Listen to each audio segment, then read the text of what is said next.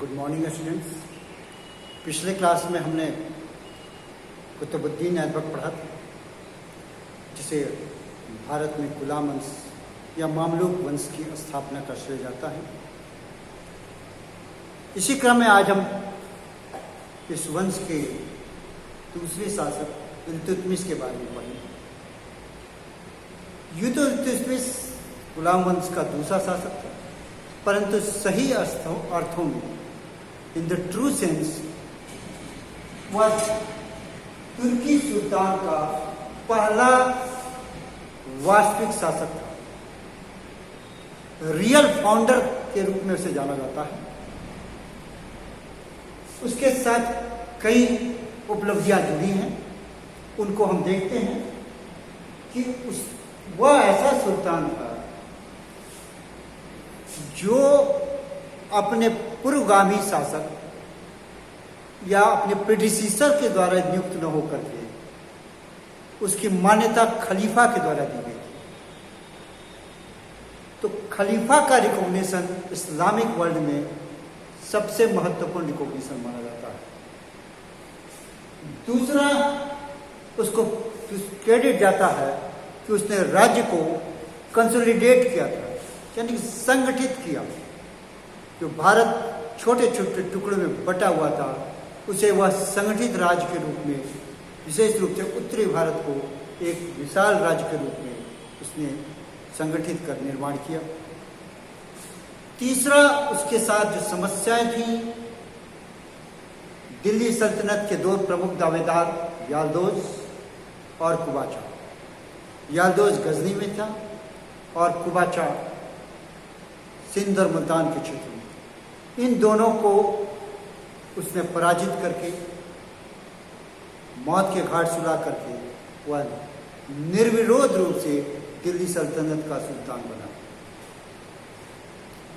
अगला महत्वपूर्ण उसके शासनकाल का यह है कि वह विदेशों से होने वाले आक्रमण, ख्वारिज्म के शासक मंगबर्नी के आक्रमण को उसने टाल दिया। बहुत बुद्धिमत्तापूर्वक उसने टाल दिया। इतना ही नहीं, इसके पीठ पर जो दौड़ा चला रहा था चंगेज का महान मंगोल सेनापति था, उसको भी उसने इनडायरेक्ट रूप में, अप्रत्यक्ष रूप में उसके आक्रमण को उसने टाल दिया था। इसके बाद उसने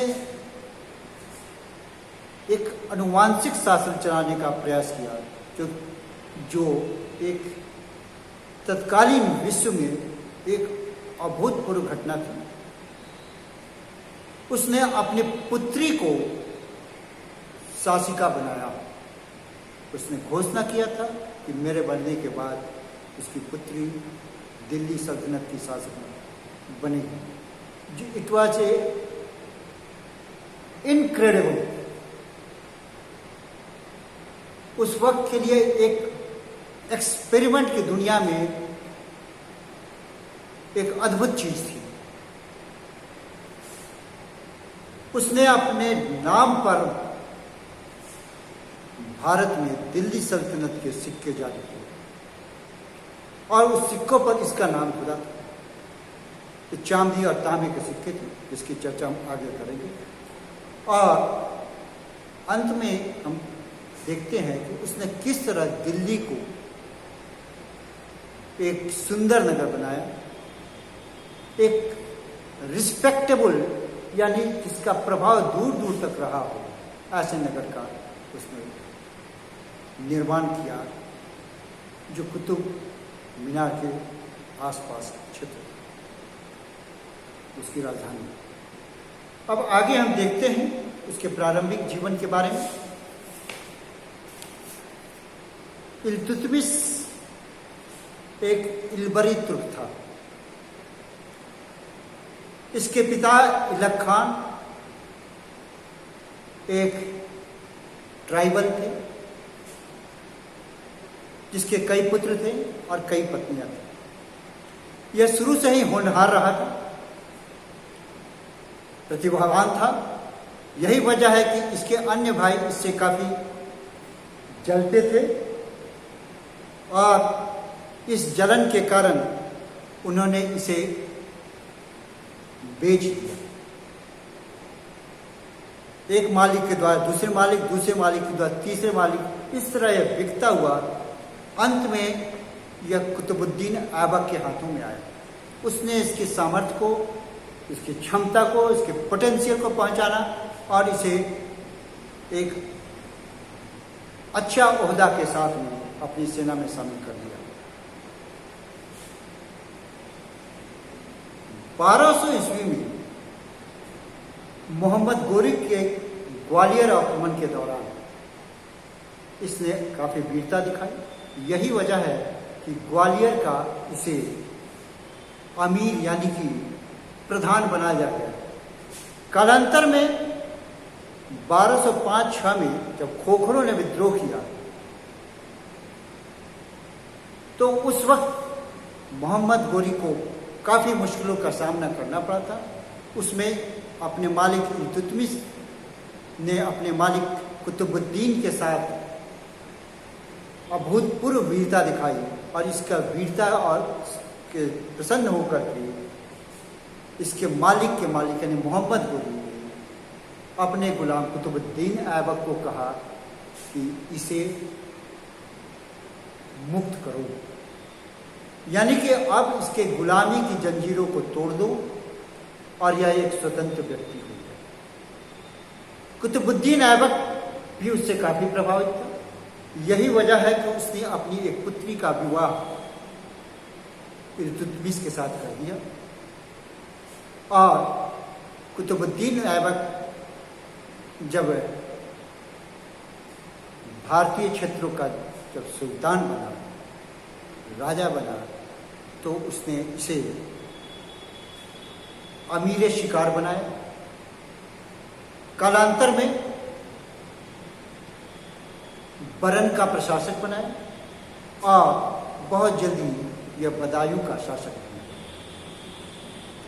ने बदायूं क्षेत्र के प्रशासन जो दिल्ली के आसपास है, पश्चिमी उत्तर प्रदेश का क्षेत्र है, उसका वह शासक है।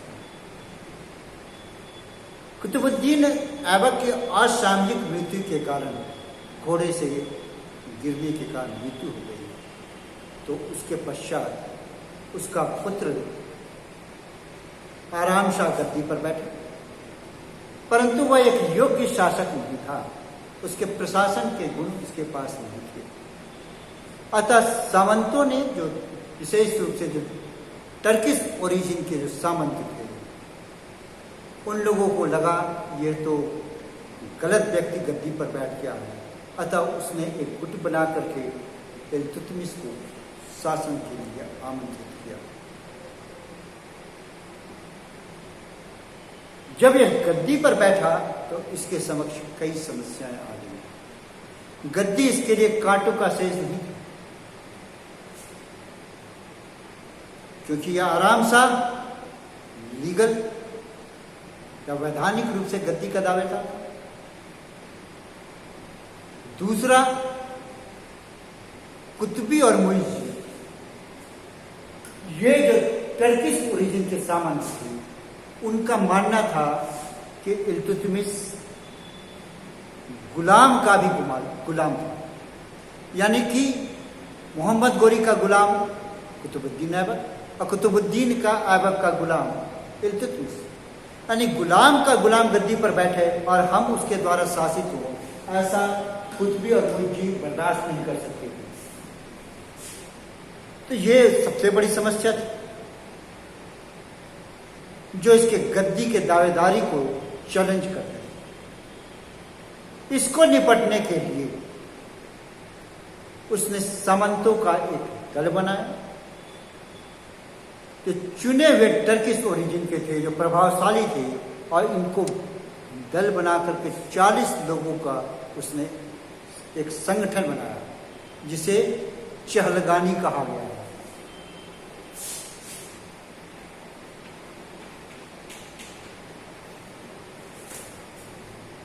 चहलगानी, इसे हिंदी में दल चालीसा कहा गया है। ये 40 लोगों के दल बनाया और फिर धीरे धीरे कुतुबी और मुइज़ इस वर्ग के सामंतों को, जो इसके सुल्तान बनने के लिए गतिरोध उत्पन्न कर रहे थे, उन लोगों को इसने एक एक करके उच्च पदों से हटाता गया और कईयों की इसने हत्या करवाई। तो पहला समस्या कुतुबी और मुल्जी का समाप्त। तत्पश्चात इसके पास अगली समस्या थी यादव और कुबाचा। हमने देखा था कुतुबुद्दीन ऐबक के समय ही गजनी प्रांत का प्रशासक याल्दोज दिल्ली के दावेदारी करने में अग्रगण्य हो गया था, लेकिन कुतुबुद्दीन ऐबक ने इसके दावे को दरकिनारा कर दिया था। लेकिन कुतुबुद्दीन ऐबक के मरने के पश्चात एक बार उसने फिर दावेदारी पेश की। जैसा कि हम देखे थे, वह पहले भी पराजित हो चुका था कुतुबुद्दीन ऐबक का, लेकिन इस पराजय को भूल करके वो वापस उसने अपनी दावेदारी पेश करने के लिए इल्तुतमिश के पास कुछ उपहार भेजा। वो उपहार इस क्रम में भेजा जैसे एक सुल्तान अपने मातहत को भेजता है, यानी कि सुपीरियरिटी शो करते हुए उसने इल्तुतमिश को उपहार भेजा ताकि वो अधीनता स्वीकार करे। परंतु इल्तुतमिश ने इसे इनकार कर दिया और नतीजा यह हुआ कि 1215-16 ईस्वी में याल्दोज ने गजनी प्रांत से लेकर के पंजाब प्रांत पर उसने आक्रमण कर दिया। इस आक्रमण में इल्तुतमिश ने डट कर सामना किया और उसे बुरी तरह पराजित किया। न सिर्फ पराजित किया बल्कि उसे बंदी बना लिया गया और जेल में डाल दिया गया। कालांतर में याल्दोज की हत्या कर दी गई। इस प्रकार गजनी के क्षेत्र अफगानिस्तान का जो प्रांत है उससे इसका संबंध अब समाप्त हो गया। अब वहां से कोई दावेदारी नहीं कर सकता। ये भारत के लिए एक बहुत ही महत्वपूर्ण घटना थी, यानी कि सेंट्रल एशिया की राजनीति से, मध्य एशिया की राजनीति से इसने अपना नाता तोड़ दिया और एक स्वतंत्र राज्य के रूप में दिल्ली सल्तनत का विकास हुआ, पुष्पित पल्ली। अगली घटना कुबाचा के साथ। कुबाचा जो सिंध और मुल्तान प्रदेश में शासन कर रहा था और कुतुबुद्दीन ऐबक के साथ इसके बड़े घनिष्ठ संबंध थे। वैवाहिक संबंध स्थापित किया जा चुका था। कुतुबुद्दीन ऐबक ने अपनी पुत्री का विवाह कुबाचा के साथ करके एक मैट्रिमोनियल रिलेशन या डिप्लोमेटिक रिलेशन कायम किया था। लेकिन ऐबक के मरने के पश्चात उसने फिर दिल्ली के गद्दी पर अपना दावा किया। उसने अपनी शक्ति को बढ़ाया। उसने आगे बढ़ते हुए, भक्कर को जीतते हुए लाहौर को कई बार आक्रमण किया और अंत में उसने लाहौर पर विजय प्राप्त कर लिया। लाहौर पर विजय प्राप्त करना एक बहुत महत्वपूर्ण घटना थी। तब इल्तुतमिश ने फिर पंजाब आया और उसे बुरी तरह पराजित किया, लेकिन कुबाचा अपनी शक्ति सिंध और मुल्तान में बनाए हुए था। वह पराजित होकर सिर्फ पंजाब का प्रांत छोड़ा था, सिंध और मुल्तान में अभी भी वह शक्तिशाली। तभी एक और घटना घटी और वह थी मंगवर्नी और चंगेज खान। मंगवर्नी ख्वारिज़्म सेंट्रल एशिया का एक शक्तिशाली शासक था, मगर उसी दौरान चंगेज खान ने, जिसने मंगोल साम्राज्य की स्थापना की थी, एक विशाल राज्य कायम कर दिया। चंगेज खान बहुत शक्तिशाली, क्रूर और बहुत बड़ी सेना का सेनापति और शासक था। उसका शासन इतना विस्तार हो गया कि उसने अपने पेकिंग पर भी विजय प्राप्त कर लिया। 1215 ईस्वी में उसने पेकिंग पर विजय प्राप्त किया और उसके 5 वर्षों के पश्चात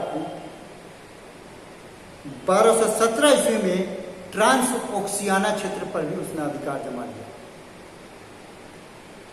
1221 ईस्वी में ख्वारिज्म शासक मंगवर्णी ने उसकी सेना को गजनी के क्षेत्र में पराजित कर दिया।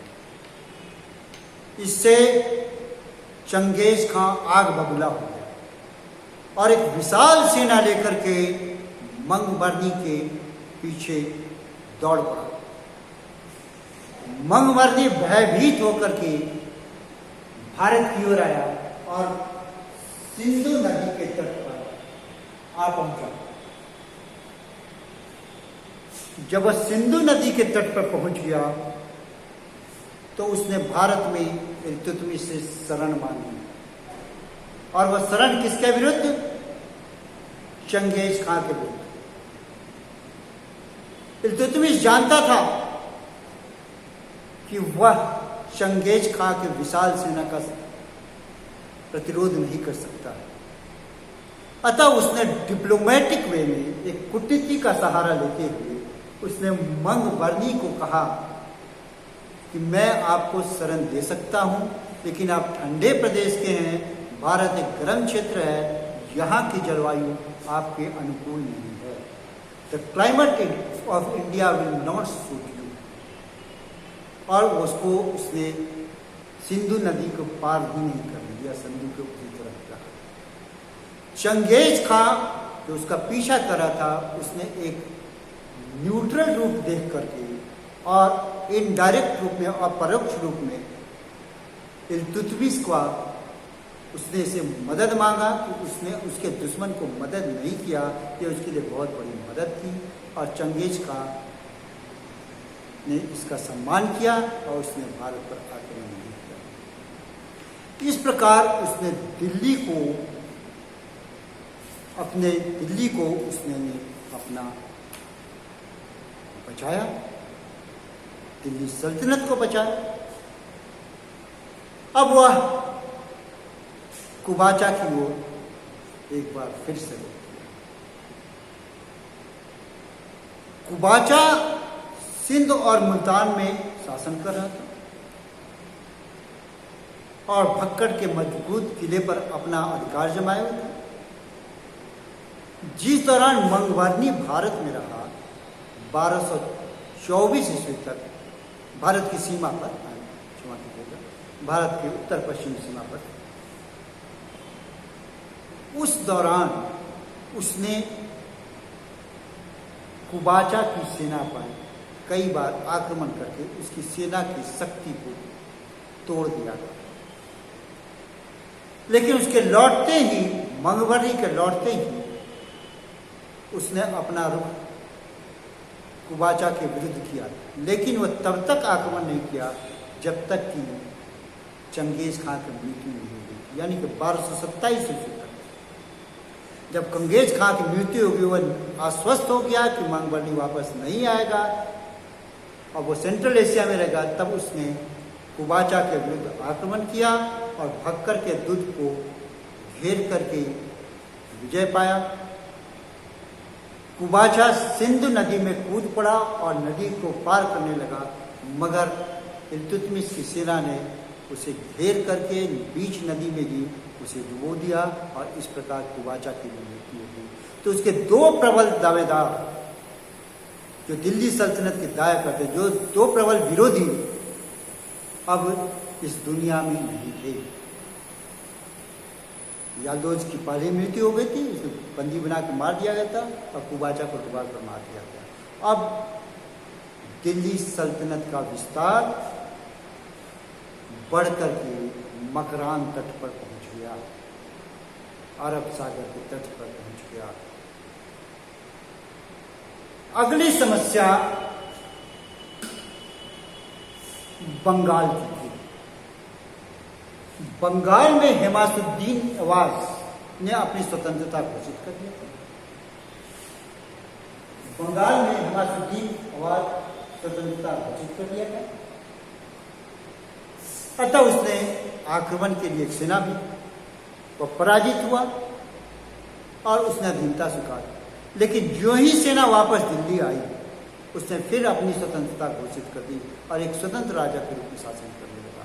इस पर इल्तुतमिश काफी नाराज हुआ और स्वयं सेना लेकर के बंगाल पहुंचा और उसे पराजित किया और उसे मौत के घाट उतार दिया।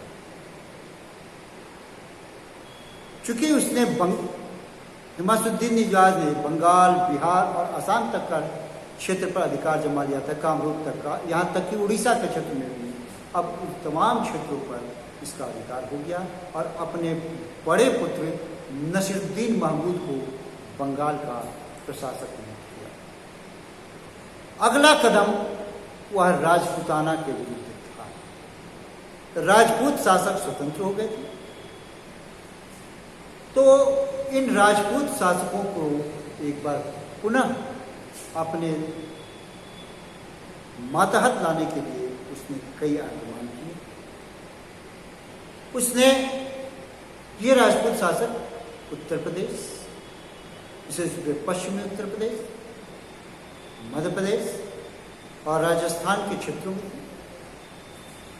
उसने बयाना, मंडोर, रणथंबोर, थंगनीर और अजमेर के साथ साथ नागौर पर विजय पाया। कालांतर में मध्य प्रदेश के राज्यों में उज्जैन, जो शिप्रा नदी के किनारे बसा हुआ है, भिलसा जो विदिशा में है, और ग्वालियर पर भी उसने विजय पाया। हालांकि मध्य प्रदेश के तो क्षेत्र नागदा जो और इसके साथ साथ गुजरात पर भी आक्रमण किया, मगर इसमें पूर्ण रूप से इसे सफलता नहीं मिला, इसलिए एक रेड कहा जा सकता है इसको। लेकिन निसंदेह रूप से कन्नौज, कटेहर और बनारस, इन क्षेत्रों के जो राजपूत शासक थे उस पर उसने विजय पाया और अवध को भी अपने जो श्रावस्ती, अयोध्या, ये सब का क्षेत्र है उसने अपना अधिकार क्षेत्र में लाया और उसका आखिरी अंतर्यान 1233-34 ईस्वी में हुआ था। तो ये थी उसकी प्रारंभिक समस्याएं और राजनीतिक विजय, और अगले क्लास में हम देखेंगे उसका प्रशासन और सांस्कृतिक उपलब्धि। आज इतना ही, नेक्स्ट क्लास में यानी कि पार्ट 2 ऑफ इल्तुतमिश में कल देखेंगे इन तमाम चीज़ों। धन्यवाद।